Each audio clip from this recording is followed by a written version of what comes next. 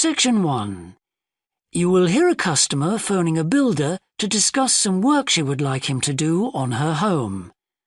First, you have some time to look at questions 1 to 6.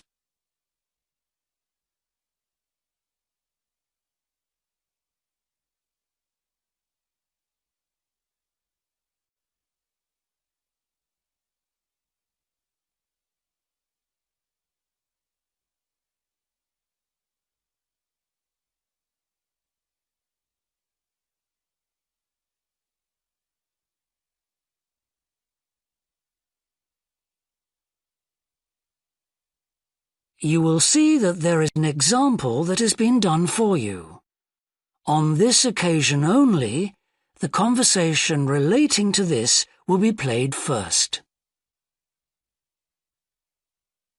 Thorndyke's? Good morning. Is that Mr. Thorndyke? Speaking. How can I help? I've got quite a few things which need painting and fixing in the flat, and I wonder whether you'd be able to do the work. I'm sure I'd be able to help, but let me take down a few details. Yes, of course. Well, firstly, how did you hear about us? It was my friend May Hampton.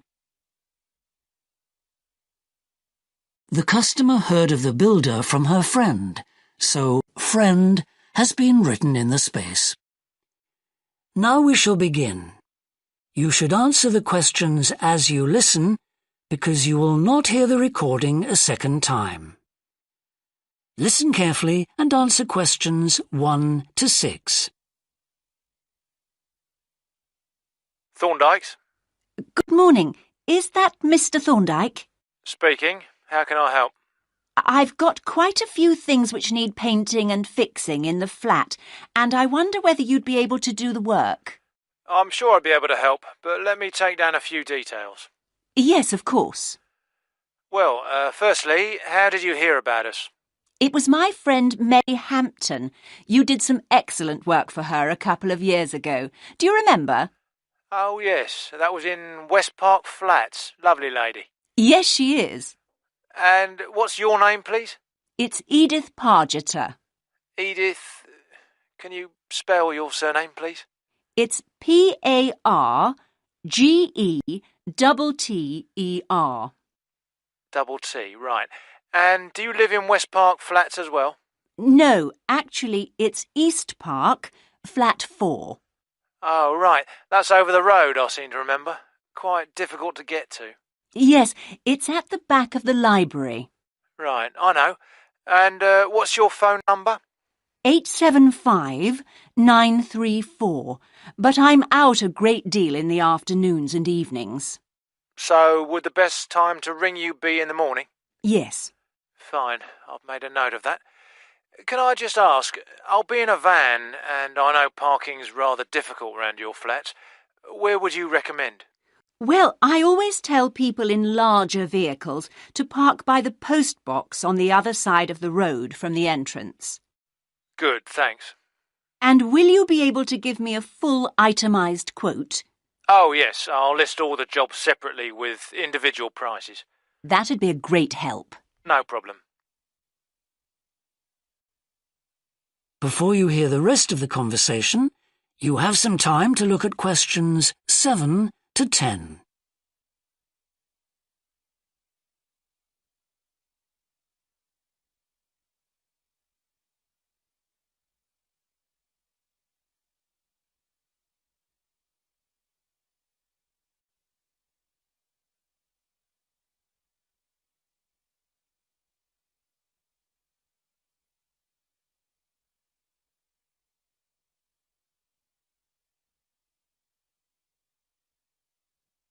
Now listen and answer questions 7 to 10.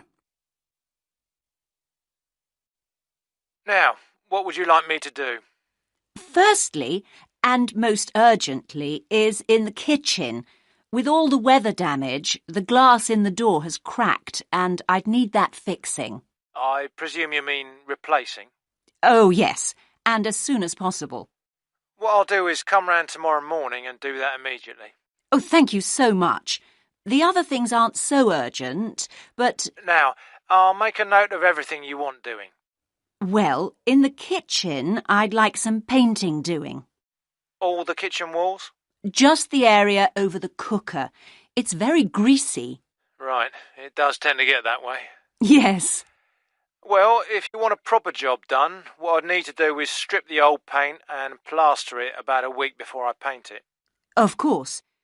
Now, May tells me you also do work in the garden. That's right. Well, I'd like you to replace a fence. Just one? Yes, at the far end. Fine, shouldn't be a problem. And that's the lot. Fine. Yeah, as I say, I can come round tomorrow morning to look over things with you. Well, that's great, thank you.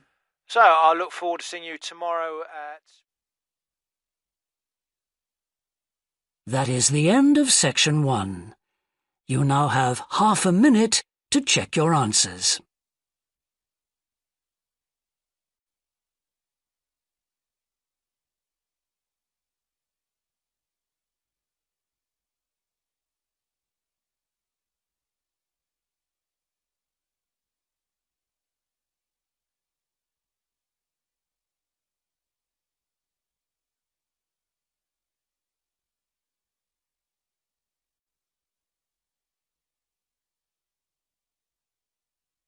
Now turn to section 2.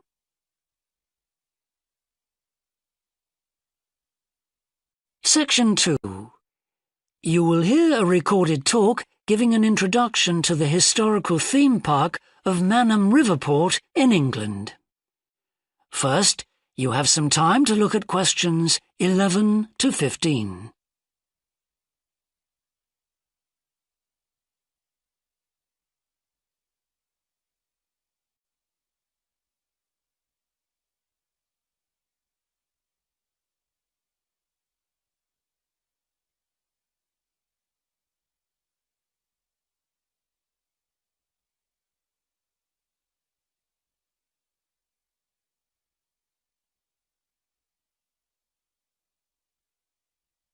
Now listen carefully and answer questions 11 to 15.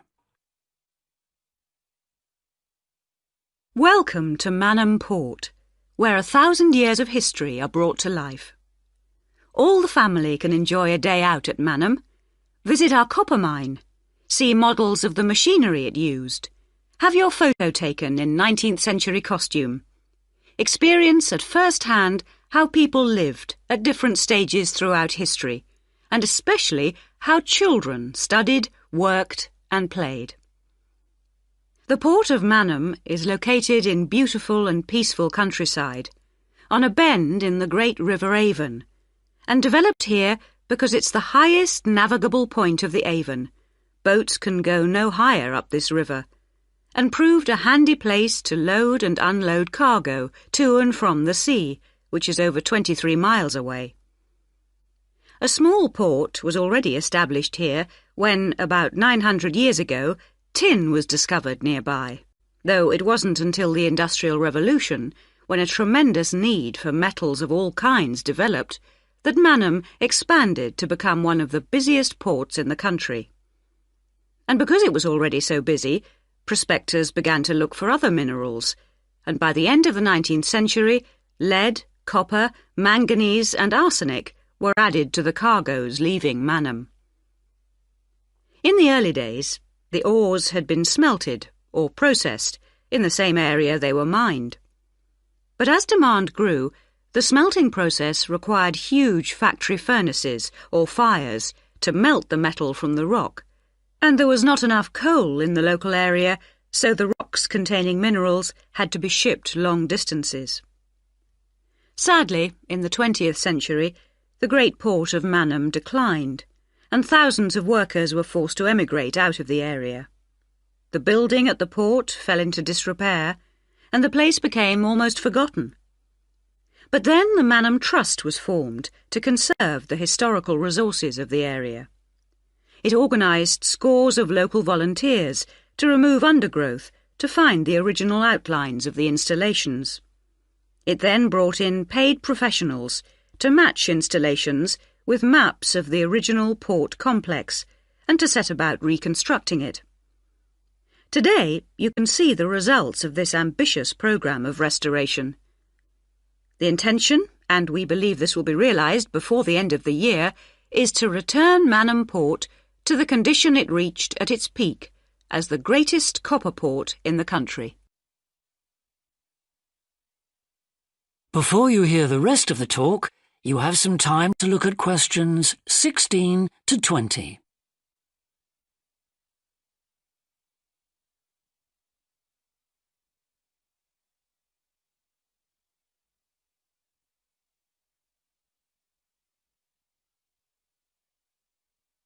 Now listen and answer questions 16 to 20. But what can you do and see on your visit today? Here are just a few highlights. We suggest you start with the visit to the copper mine. Travel on converted mining trains and journey into the depths of the mountain along seams once worked by hundreds of miners. Watch out especially for the great pumping machines which rid the mine of water. But please be warned that, like all mines, ours is very dark and closed in, and we do say that children under 5, and also dogs, should not be taken into the mine. The next recommended visit is to the village school. While looking round the classrooms, take a special look at our display of games, which is one of the largest in the world. And it's recommended that you time your visit to coincide with a guided tour. This will give you the opportunity to ask lots of questions. Near the school is the beautiful old sailing ketch called the George. You're welcome to board the boat and look round the cabins.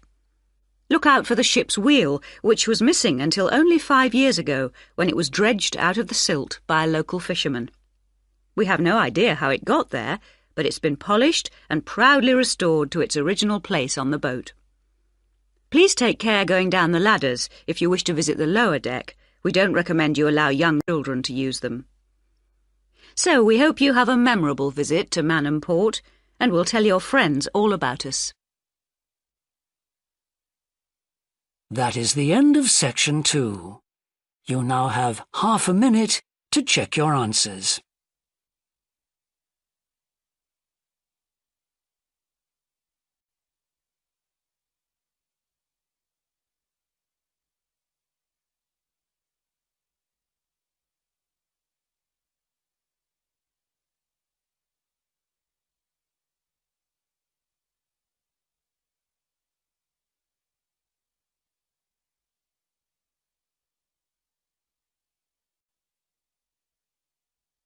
Now turn to section 3.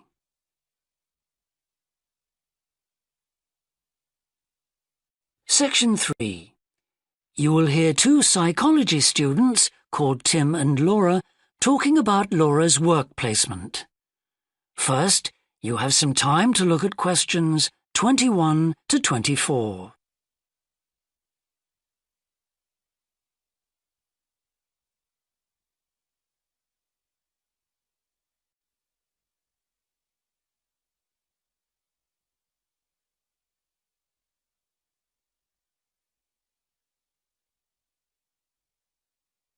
Now listen carefully and answer questions 21 to 24.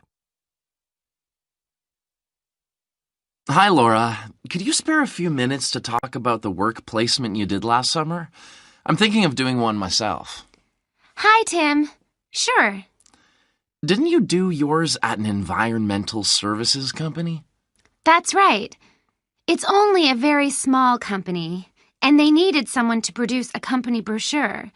And I wanted to get some business experience because I'm interested in a career in occupational psychology in a business environment.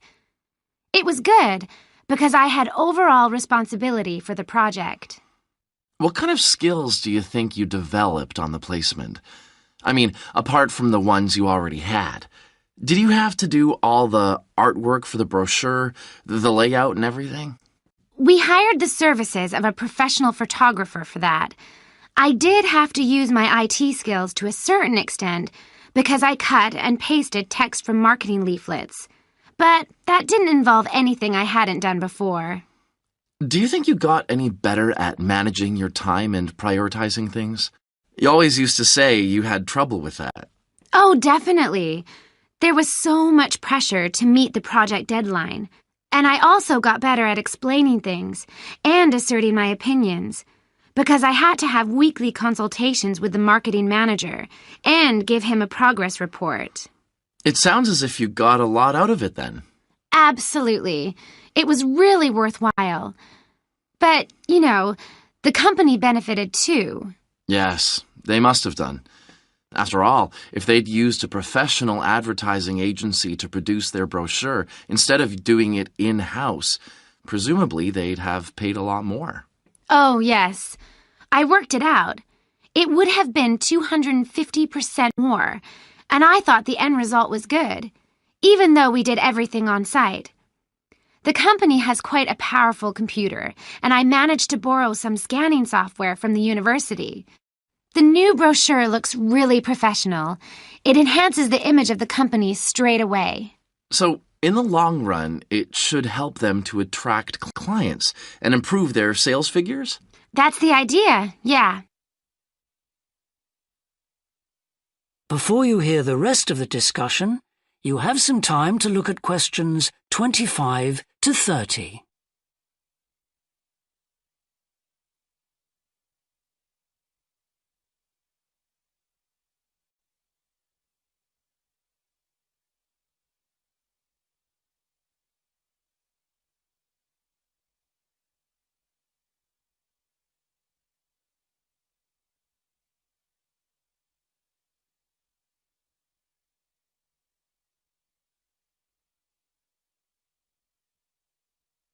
Now listen and answer questions 25 to 30.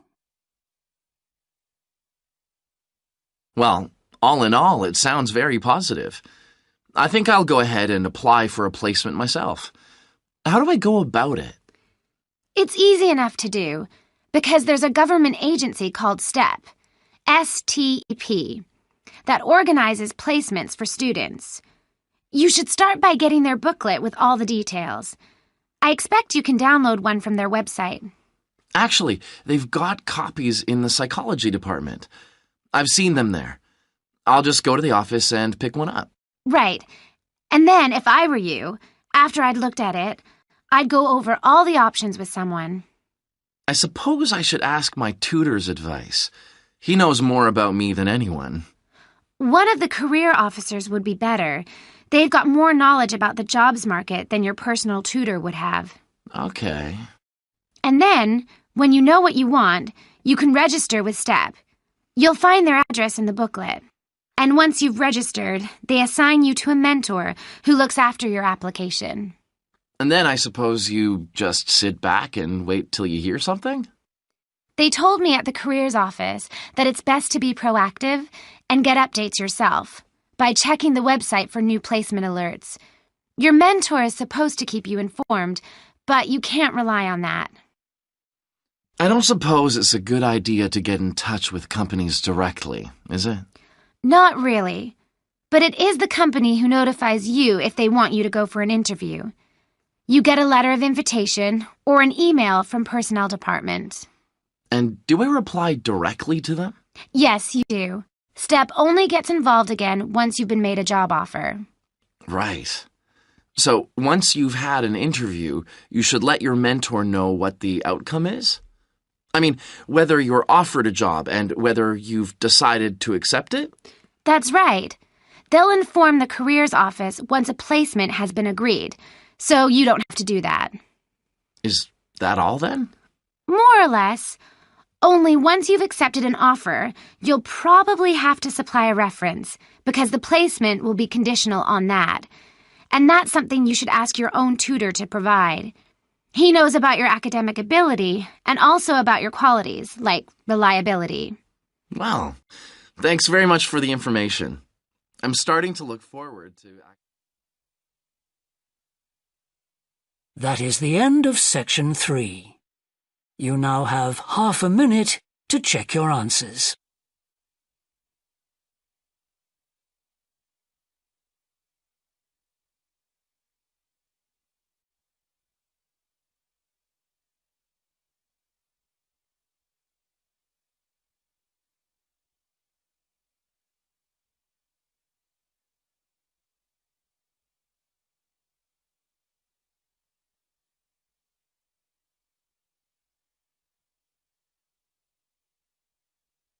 Now turn to Section 4.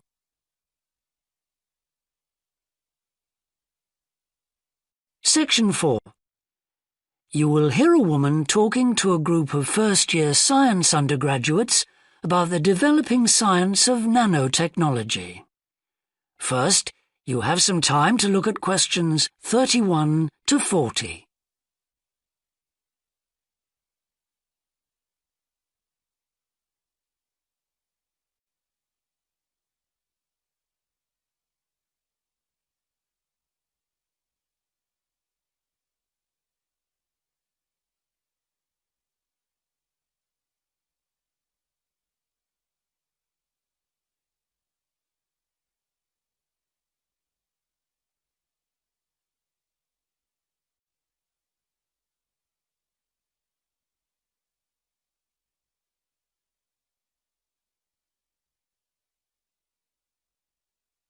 Now listen carefully and answer questions 31 to 40.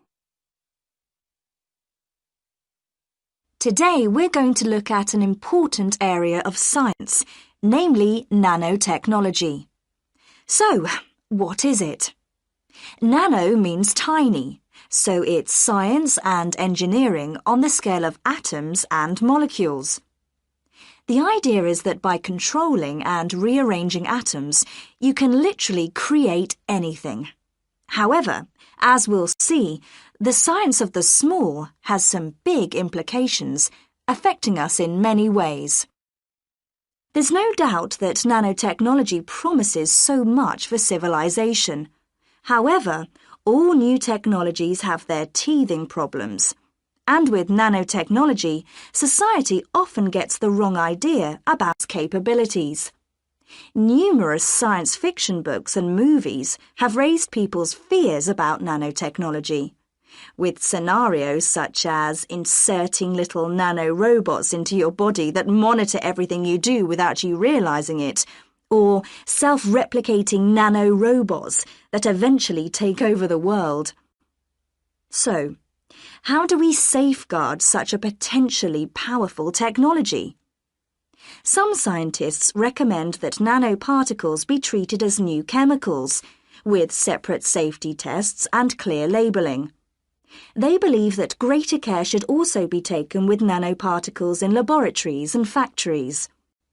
Others have called for a withdrawal of new nanoproducts, such as cosmetics, and a temporary halt to many kinds of nanotech research. But as far as I'm concerned, there's a need to plough ahead with the discoveries and applications of nanotechnology. I really believe that most scientists would welcome a way to guard against unethical uses of such technology.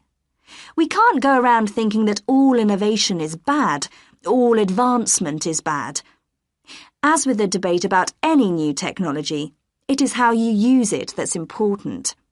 So, let's look at some of its possible uses.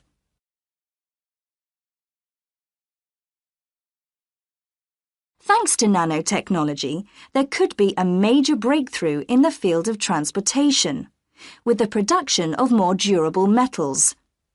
These could be virtually unbreakable, lighter, and much more pliable, leading to planes that are 50 times lighter than at present.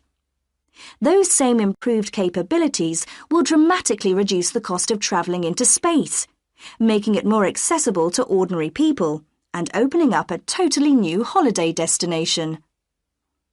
In terms of technology, the computer industry will be able to shrink computer parts down to minute sizes. We need nanotechnology in order to create a new generation of computers that will work even faster and will have 1,000,000 times more memory, but will be about the size of a sugar cube. Nanotechnology could also revolutionize the way that we generate power. The cost of solar cells will be drastically reduced, so harnessing this energy will be far more economical than at present. But nanotechnology has much wider applications than this and could have an enormous impact on our environment. For instance, tiny airborne nanorobots could be programmed to actually rebuild the ozone layer, which could lessen the impact of global warming on our planet. That's a pretty amazing thought, isn't it? On a more local scale, this new technology could help with the clean-up of environmental disasters, as nanotechnology will allow us to remove oil and other contaminants from the water far more effectively. And if nanotechnology progresses as expected, as a sort of building block set of about 90 atoms, then you could build anything you wanted from the bottom up. In terms of production, this means that you only use what you need, and so there wouldn't be any waste. The notion that you could create anything at all has major implications for our health. It means that we'll eventually be able to replicate anything. This would have a phenomenal effect on our society. In time, it could even lead to the eradication of famine through the introduction of machines that produce food to feed the hungry. But it's in the area of medicine that nanotechnology may have its biggest impact. How we detect disease will change as tiny biosensors are developed to analyze tests in minutes rather than days. There's even speculation nanorobots could be used to slow the aging process, lengthening life expectancy. As you can see, I'm very excited by the implications that could be available to us in the next few decades. Just how long it'll take, I honestly don't know. That is the end of section 4. You now have half a minute to check your answers.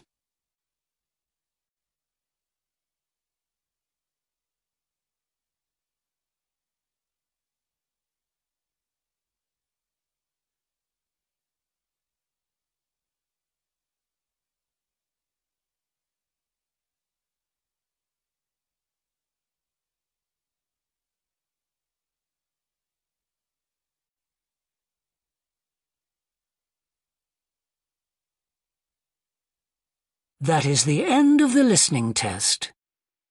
In the IELTS test, you would now have 10 minutes to transfer your answers to the answer sheet.